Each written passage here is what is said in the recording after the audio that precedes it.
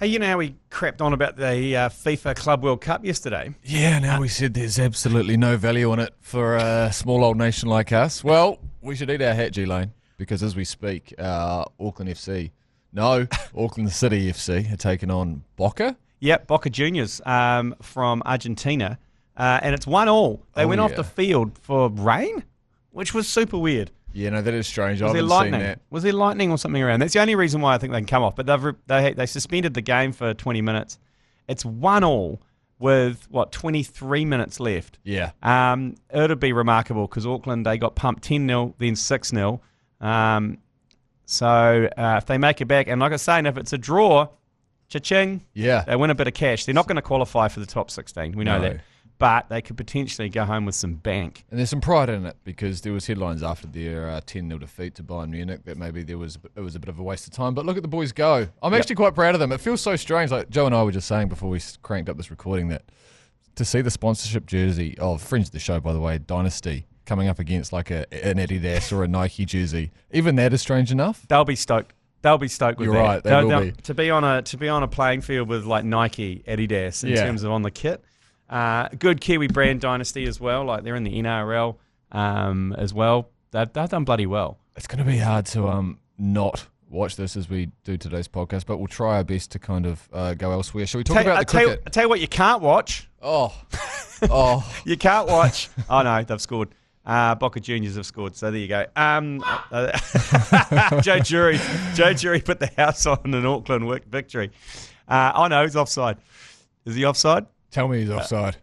He's going to have a look at it. Anyway, the thing you can't see, is to be reasonably punishing, is the England-India Test Series. And what a game it was last night. Oh, my God. So they had 350 to chase down are you telling me that Sky have the rights to it, but are not showing it? That's what I am telling you, but I'm not because if they sure if I'm right.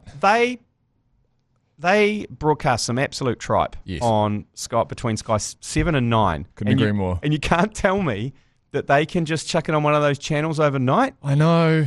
It just takes an operator, doesn't it? Can someone tell me?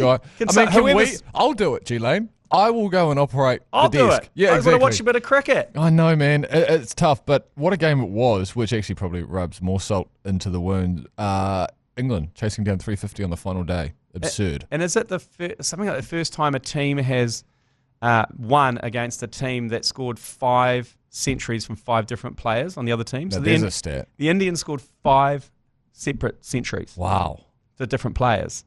And they still lost. Still lost the game. And it was a good squad too. I was having a look, like when I was watching the highlights this morning trying to catch up on the final day's play, one of the most punishing highlights packages I've ever seen. They were showing me every single ball because you can only watch it on fucking YouTube. And it was quite the game.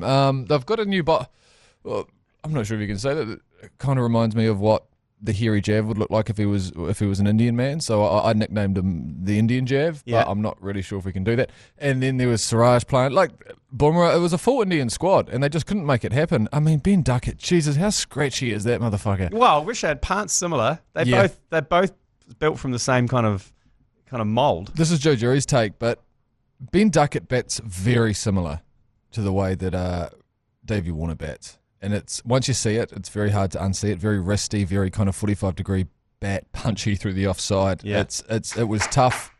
And I see that Harry Brook out for 99 in the first innings as well. Yep. Sorry, it was that disallowed that goal. I assume that's why Joe Jury was clapping. He's been dropped. How many times has he been dropped, Harry Brooks, this past year? Out of the 26 catch chances this season, he's been dropped 13 times. Oh. So 50% drop rate. See, that's ridiculous. We had the dropsies against them massively. God, Did we? It drove me crazy. We dropped him about 4 times. Double that. Was it more than that? It was about 4 to 5 times in one innings. Yeah, I remember that well. Okay. Anyway, so that game was an absolute stonker. Cracking series. Pity you can't watch it except on YouTube. Whoever's got the rights, I don't know. If it's unavailable, we'll buy them. We'll do it. We'll do it. We'll stream it. So this is the information. So Google, according to Google, stream England vs India in New Zealand. Paid TV broadcaster Sky Sport has broadcast rights to show the series live in New Zealand. Sky Sport will be showing the Test series between England and India live in New Zealand, which you can watch on Sky Go as well. But you can't. Right. So they even said that they planned to originally, but then they decided not to. Okay. And instead they've got some lawn bowls competition where they've got some absolute tripe. I mean, you can't tell me that people aren't interested in this series. They've put 100% resource into the 8 p.m. slot on a Wednesday, is what I've heard. Shawnee J's new show is really... I don't think that translates, though. No. It upsets us cricket fans, doesn't it? Anyway. Okay. So that was offside, by the way, that goal. And, geez, these Boca boys, the South Americans play football in a different kind of way. I just saw an Auckland FC guy lift up his jersey to show a whole bunch of scratches across his torso after being just, climbed by an Argentinian for the last 20 minutes. Live from the Export Beer Garden studios, this is the Agenda podcast for Wednesday, the 25th of June. Shit, yeah, it is.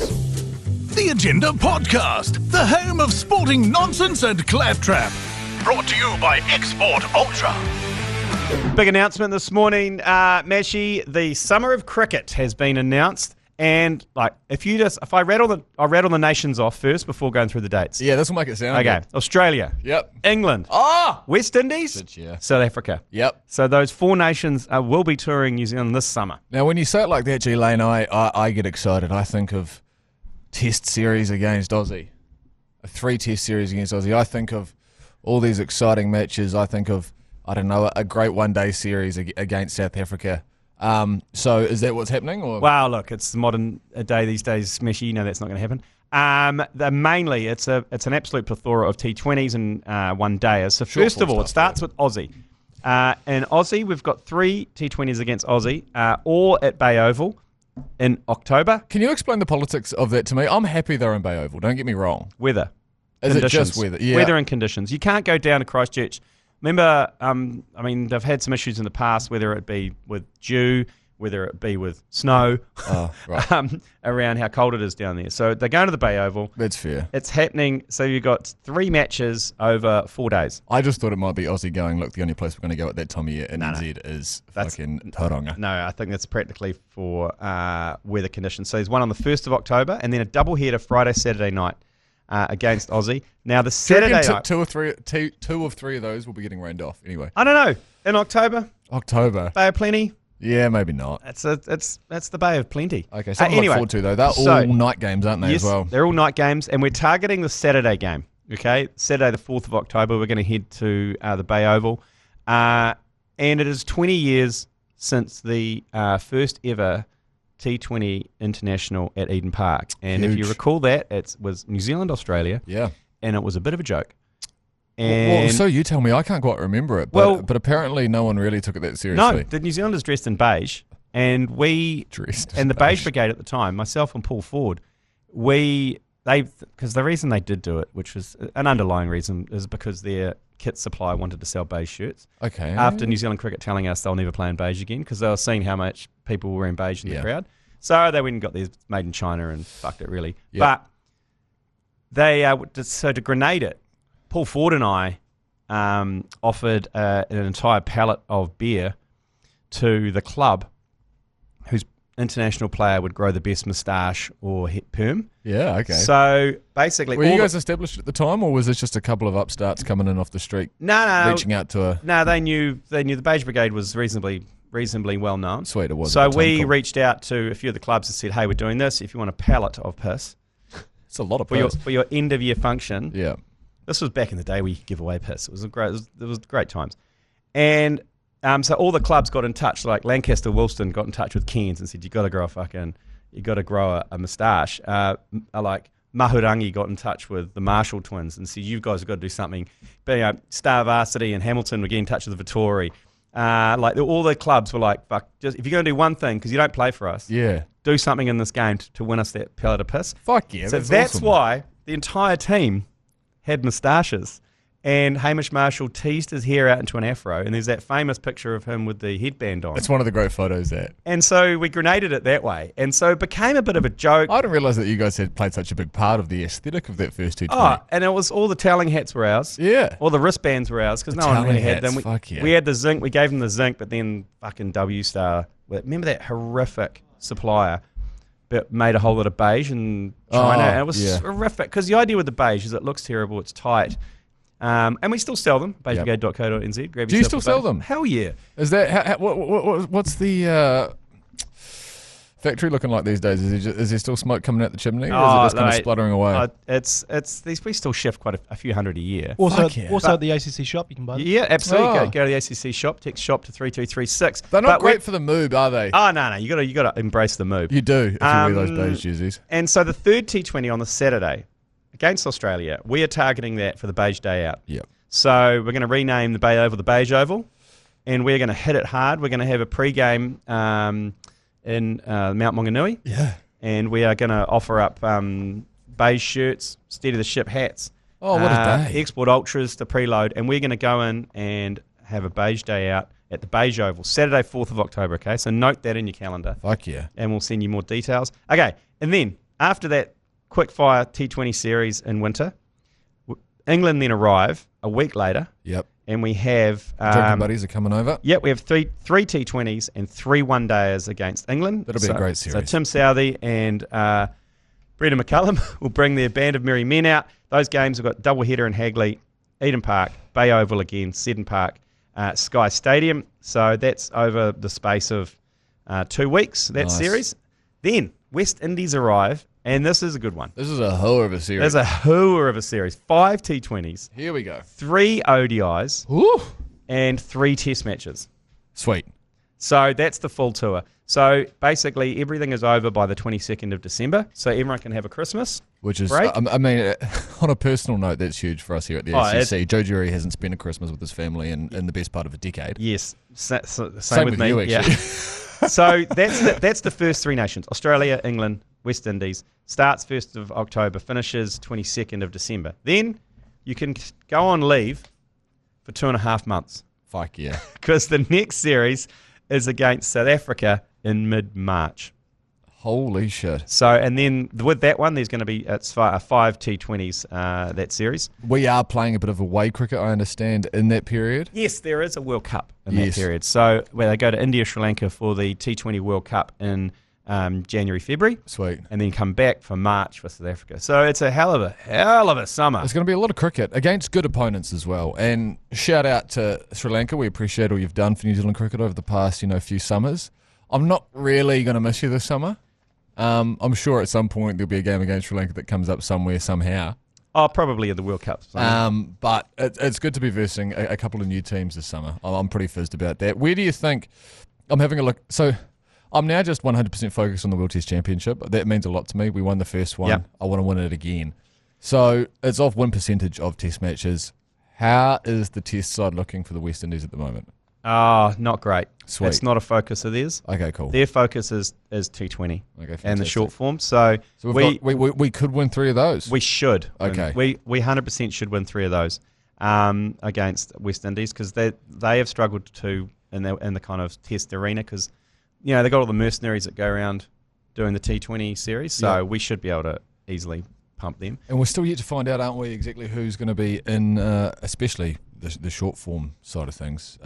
Intriguing to see who's going to be picked for those teams. We're yet to know exactly if they're going to back any boys that don't have central contracts and stuff like that. Yeah, that's going to be interesting because that's a lot of cricket, for that period. And without the likes of Finn Allen and so many more. So I think they're going to have to do a bit of a rotation policy through here. They must have to because you can't have a core of players playing all of those games and then going to a T20 World Cup. Do you reckon when the uncontracted boys come into the changing room, it feels like a little bit like the cool kids rocked up to the party? Like he's got his gold chains on. Oh yeah, he's drinking Powerade. He's got the big sponsorships. You're rolling rolling up, up, boys. You're rolling up in your 911. You are. Yeah, and you've got hell yeah. Hey, so tickets sale in August for this. So we'll let you know the details of how to get tickets to all of these matches. But like I said, target that October 4th. Saturday at the Bay Oval against Aussie as a 20th memorial for the first ever T20 played in beige, the beige day out at the Beige Oval. Fuck yeah. Yeah, so great stuff there. It's going to be a great summer. Looking forward to it. If you do love your cricket, buy some tickets. Go and watch some cricket live. Nothing beats it. Take the middie, take the kids, do what you got to do, get stuck in. Yeah, absolutely. So moving on, we've got a hunch before we take a break because we've got a bit of news. We've got a big interview coming up this weekend. We do. So we're going to tease that after the break. But before that, our TAB hunch this week, gone back to the well. Yep. I've gone back for the NRL try scorer bingo. One of your I favourites. fucking love this option. It always hits for you as well. Yeah, if you go to NRL specials on TAB, go there. You got the try scoring bingo. So jerseys 1 to 13 to score a try throughout the entire round. Love it. All Origin players are back, so it's going to be a high scorer. We've chucked a $100 bonus bet on that. It is paying $3. Saying that, we had a great weekend on the punt, by the way. Did we? Yeah, we did. Our three-way came in. Yeah, it did. Foxy, shout out. Yeah, and another one came in for the league boys and for the Mad Monday guys, I believe. No, it was for the BYC. Oh, BYC. Finn Allen. Oh, Finn Allen in the Major League Cricket. So that means the pot's over $1,000. Okay, great. Which means that we give it away. Shit, yeah. Looking forward to it. How do I get my name in the draw? That post is on Facebook, so go to the Alternative Commentary Collective on Facebook and comment, thanks, mate. Get in the draw. Yeah, that's right. Now. And we split that out 10 ways. Sweet. And we put $100 cash, into your TAB account. Not a bonus bet, not bonus cash. It is cash. So you can, if you're a massive puss. It's a test. It's a test because if you're a puss, you'll withdraw it. Yeah.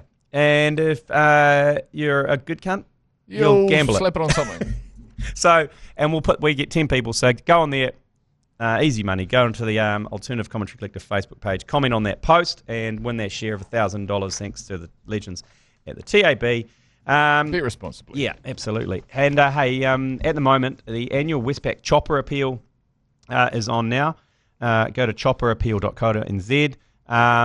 Every cent that goes to your local chopper, and Westpac has supported it for over 40 years. You'd have to say they do some pretty good work, the Westpac Chopper. A cause close to my heart. I've had a couple of people I know who wouldn't be here if it wasn't for the Westpac Chopper. One more recently, he got rescued from a pretty remote location in the Waikato. Wow. And if that wasn't for them, he wouldn't be with us. Yeah. So it's a great cause. You never know when you're going to need it. It does things like, ferries pregnant women to hospital and from isolated locations to accidents to everything else. So they do a great cause. So if you get a moment this week, go to chopperappeal.co.nz and donate. You never know when you might need it. Do it. Righto, we're going to take a quick break, and we've got an announcement on our latest agenda off the long run interview. Yes, we've got one coming up this weekend, don't we? Yeah, we have. So we're going to play you a little teaser after the break. So this weekend we're going to release our next series of Off the Long Run. We had Lockie Ferguson in with us a few weeks ago. This weekend we've got Black Cap Kyle Jamieson. Yeah, different dynamic. I imagine he's under contract, as Lockie Ferguson was not. So it'll be interesting to see what he has to say and if he can shed much light on what he's been up to over the last few years. I imagine we'll talk a bit about injury. We'll talk a bit about Virat Kohli. Yep. There'll be a lot about Virat Kohli. We'll also discuss the upcoming summer schedule. Here's a little teaser. It's going to be out on Saturday, but here's a little teaser off the long run with Kyle Jamieson. Rightio. It was 4 years ago this week, Kyle, that one of the greatest 6 days of my life, and no doubt of yours as well, happened at Southampton World Test Championship, the first ever World Test Championship against India. They've just completed another one this week as well, South Africa, India. Did you watch that and reminisce at all and get some pangs of 4 years ago?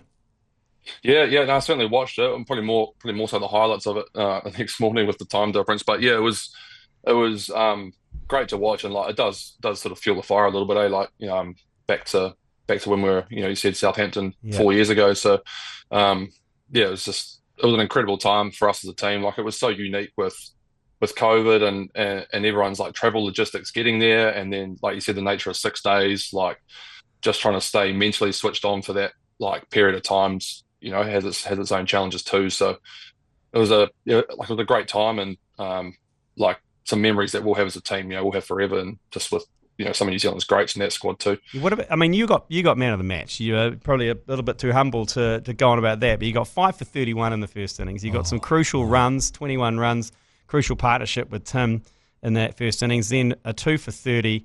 What's your best memory of that game or those 6 days? What's the one thing that stands out and you go, fuck yeah? Great question. Like I reckon the first thing that comes to mind is Henry Nichols' catch running backwards from gully or from point. I think it was Richard Punt. Yeah. I reckon the game was like in the balance there of like where is it going to go, and it was on edge, and there's obviously the time component to it as well, and like under those circumstances, that catch like incredible, you know, and it just kind of turned the game on its head really, like, and and put us in a position where we could now take the final few wickets and then allow the boys at the bat to do their job. So just like incredible memories, and just the way the game sort of like seemed to like ebb and flow and stayed really even for the majority. It was never kind of clear cut at any point in time, really. One of our greatest attacks, though, you had Tim Southey, you had Trent Boult opening up, and then it's something New Zealand's never really had, and that is a relentless attack. Like, it's our best ever. You usually see off the openers, and then you wait for nothing against Colin de Grandhomme, but you wait for a Colin to come on. He's a good bowler, but you know what I mean. It was relentless because they had you come on first change, and then you had Wags as well. It was just coming at you, and as a fan, it was so awesome to watch, and even more awesome was to watch you waste Kohli in both innings. And it was one of the greats, and we put a Tiger King meme up that we still use to this day, which gets us death threats from the subcontinent. How that must have been really satisfying. And you got him again in the IPL recently, which it was a very similar delivery. How that for you as a player, because you were right in your prime then, after your debut season, then coming in and having it on a string, and the world's best batsman at the time, getting him in both innings. How awesome was that? Actually, I had that Carol Baskin meme lined up if the IPL went the right way a couple of weeks ago, just to chuck in a bit of a catalogue of photos, but didn't quite eventuate. No, he got the last laugh, didn't he? Yeah, he did. But like you said, like that attack was like so cool to be a part of, and I reckon the best part of it is that like no one stood on each other's toes. Like we were all different in our own way. Like we knew that Tim and Trent are going to have the new ball, and they were going to move it different ways. So they had their set ends they were going to bowl from, and then what I tried to do was different from what Wags tried to do, and then for Colin as well. And it was just perfect. Like it just the way everyone was able to, I guess, like just that synergy. It was incredible to be a part of for that for that run, and just the. Like it's hard to put those games in the moments. Obviously, those wickets of Kohli are like a big moments and whatnot. But when you're staring down the barrel of the batting lineup they had, like every wicket feels just about as equal, And but it was just about being relentless, and we were able to do that just through the sheer like skill and quality of those guys you mentioned. Just such a great occasion. With Instagram views at the front of mind as I ask this question, Kyle Jamieson, when you were trying to get that, when you were going after Virat, was there a plan? And before you went to bowl to him, was there a couple of weaknesses that you identified? Because as a couple of numpties trying to commentate a game, getting Virat Kohli out seems impossible. So what was your plan heading into that spell? It was some pretty like clear-cut stuff, and it's probably not too dissimilar to the plans we had when they were in New Zealand, probably a year or so before that. But you're just trying to be relentless on a certain area to him. Like you feel like your margin's so small that if you get too straight, he scores. If you get too full, he scores. He's good on the short ball. So you're kind of trying to hang around. Like it sounds really simple, but trying to hang around that kind of like fourth, fifth stump corridor. Just trying to get those hands, and I think with the nature of conditions in that part of the world as well, like if you hang in long enough, something tends to happen. Like you get enough assistance from the wicket or from the ball in the air. So you're basically just trying to hang in there as long as you can and just not give them anything. And hopefully eventually something will happen. So there's nothing too complex really, like, but I guess like the tough part is just trying to do it, for long periods. Yours, please. Brought to you by Export Ultra. So if you don't want to miss out on the Kyle Jamieson interview off the long run, it is a cracker. Just go make sure you put auto download if you're listening there. Go in there, put auto download. It'll automatically download on the Saturday, and you can listen to off the long run while mowing the lawns or just hiding in the backyard, hiding from your family in general. He's a good man, wasn't he? He's a great man. He is a great man. He gives some good insights into the IPL, into Virat Kohli, into the current setup and the new coach. I like him. I like him a lot. He's a fiery dude. He's one of the last we've got actually of. Don't worry. Actually, we'll talk more about it with him later on. Let's just get into yours, please. For God's sake, first one, yours, please. I agree that Caleb Clark's punishment to go with his slap on the wrist is that he has to be in fantasy rugby for the rest of his career. If you're tough enough to run away from the police 60 k's above the speed limit, I think you can deal with a little bit of extra scrutiny on the old fantasy rugby. No one fucking plays it anyway. That's a good point, actually. The judge sort of said, look, we'll let you off, but stop being a puss. Yeah. And you're in fantasy rugby, because he's the only one he pulled out for no. He said it's not a religious reason, but I can't see why otherwise would be. It's not gambling. Is he of Christian faith? Yes. And do those of Christian faith have something against fantasy sport? I don't know. Maybe there's a misguided belief that it's gambling. Maybe they just get a bit triggered when they hear the word fantasy, Christians. I think it's just more the opposite, isn't it? Oh, is that the opposite? They like it too much. Yeah. You're going to start when he found out he started. It's a good idea, though. It should be part of the sentence. It should be part of the sentence is partake in fantasy. Come on, man. Well, I did not know that he pulled out of that. That's funny. Yeah. Anyway. It's kind of weird. Oh, get out, mate. Like, I remember thinking at the time that the Chiefs losing to the Blues pretty much gave away their final hopes. But everyone sort of just disregarded it and were just like, they had a free loss. They didn't go in there with the proper money that they should have. Even you guys kind of fucking disregarded that loss, being like, oh, they'll be all right. Yeah. But as soon as you give the fucking Crusaders a chance to sniff a home final, of course they're going to take it. That's true. Yeah, definitely should have been more respected at the time than it was. What are your thoughts? Fuck yous. Fucking love yous. Yeah, I agree. I agree to a point. Because, but like I said at the time, it would have been hard for the Chiefs to get up for that game when they knew they had a second chance. Yeah. And the Blues had everything to play for. Like, it was do or die for them. So they chucked the kitchen sink at it. And it was a shame that the Chiefs weren't able to win that, because I think he's right. I think if it was played in the Tron, I think it would have gone the other way. But instead we had to go down to Christchurch. When I say we, the Chiefs had to go down to Christchurch, and it just never got into the game. So I agree. They probably took that game too lightly. They had in the back of their mind that they had a free swing. I think losing didn't matter. I think the fact that the loss resulted in an away final did matter, eh? Yep. I don't think they would have given a shit about losing by 1 point to the Blues in the grand scheme of things. It just did matter for them that they couldn't play it. FML. Yeah, I agree. Next one. Yeah, g'day, fellas. G'day, I'm quite intrigued by G Lane's work history. Yeah, the stories. Couple of questions. When's the Punishing book coming out? That'll be a good read. And I would read that. Do you reckon G Lane's peaked? Like managing World Cups, World Cups to managing piss-ups in Dunedin? Yep. Or is the best yet to come? What's your personal peak in life, G Lane? Yours, please. Love you, fucker. That's a great message. That's a great message. When am I? I don't think I've peaked just yet. No. Different peak and troughs. Depends what the KPI is.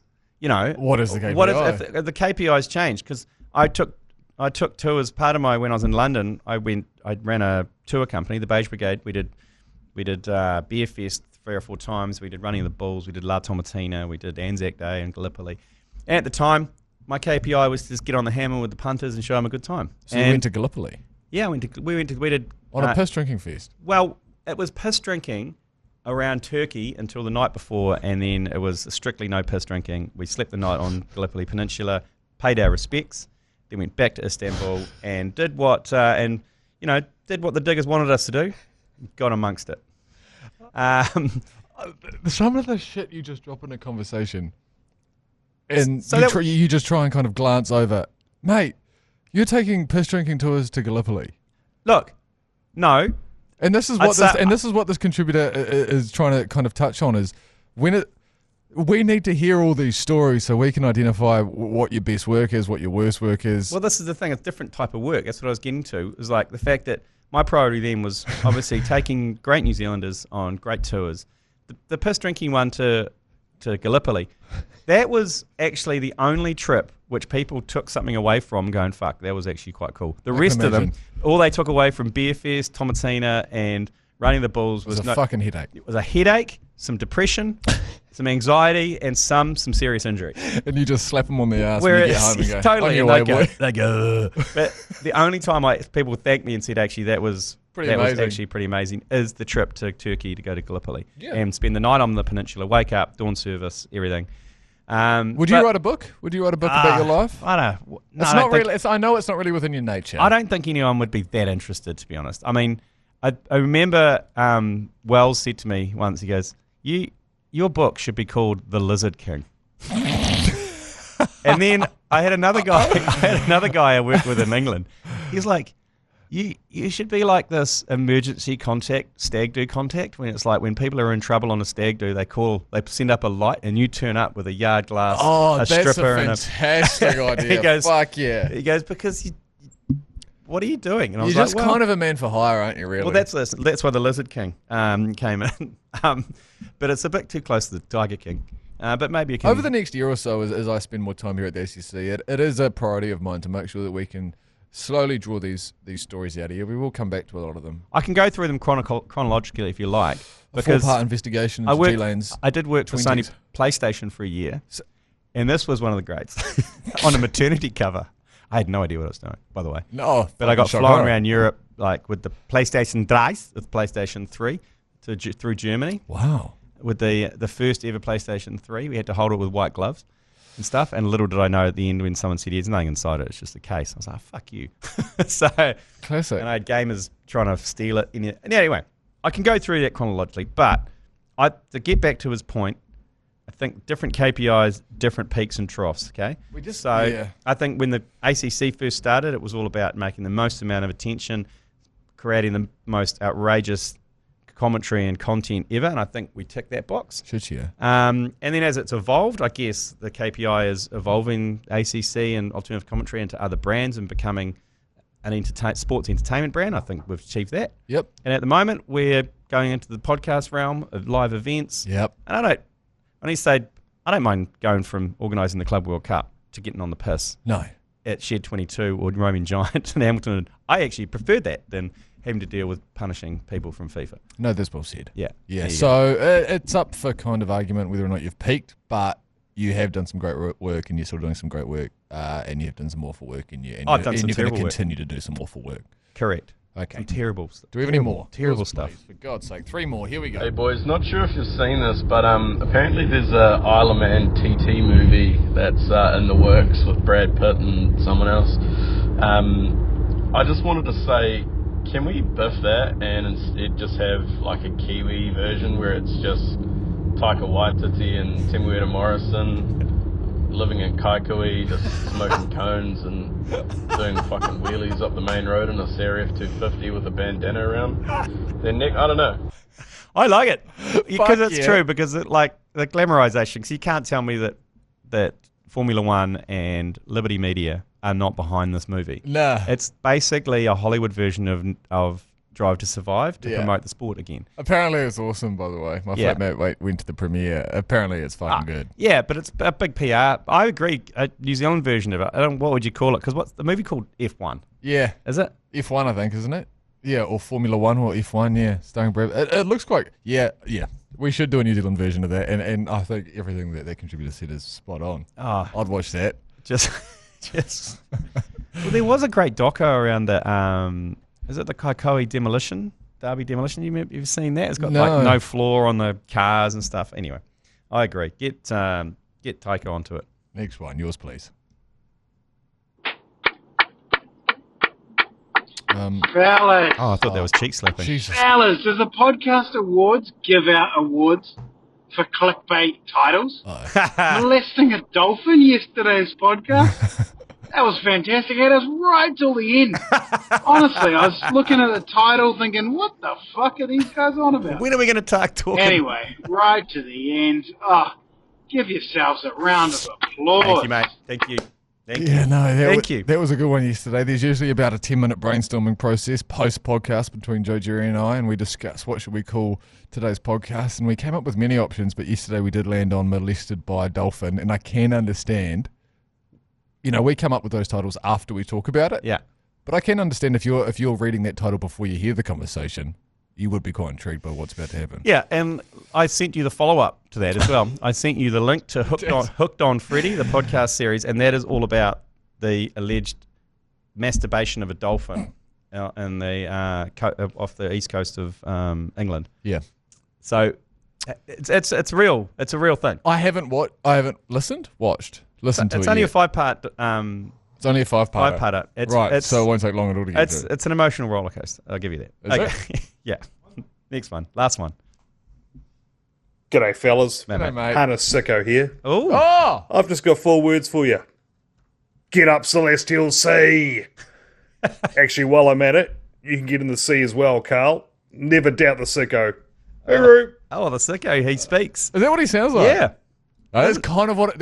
You know what? When I imagine the Hannah Sicko, that's kind of the voice I imagined. I didn't. I thought it'd be a bit sicker. I thought it'd be like, "G'day, Hannah Sicko." Yeah. Oh, you reckon it's kind of Yeah, like... I think he sounded a bit too upbeat, like he's not that sick. Yeah, because was it Carl... Did he come after him because apparently he had some beers with the Hannah Sicko the best part of a week ago and he had a Lost Friday all his night money. punt. Yeah, he had a shocking night. And then apparently the Hannah Sicko, after Carl left, then hit a couple. But he also he hit the weekend as well. But it's a numbers game. This He is hit what the Carl's got weekend. to understand. Yep, he hit the weekend. More times than not, the Sicko comes through. Does the Sicko...